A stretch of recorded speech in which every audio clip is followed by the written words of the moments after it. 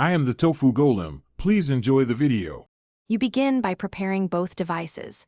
Make sure the JBL earbuds have at least 20% charge and are next to your phone. Once done, power the earbuds on and press and hold the pairing or power button for about 3-5 seconds to enter pairing mode.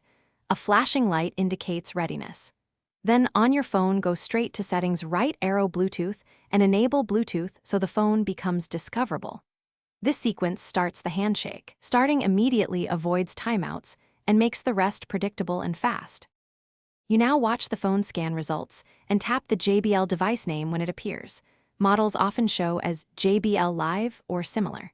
Once you tap, confirm any prompts. Some phones ask for a PIN like 0000 or 1234, but most modern earbuds pair without one.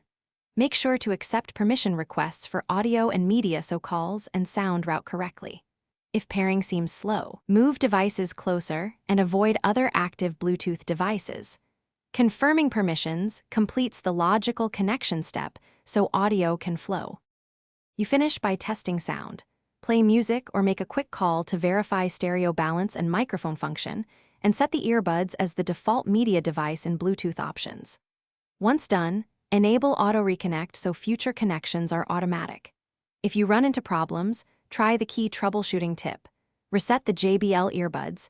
Typically hold power and volume buttons for 10-15 seconds until lights flash, then repeat pairing from scratch. This clears stale profiles and resolves most stubborn connection errors quickly. Thanks for watching. Consider subscribing if we helped you today.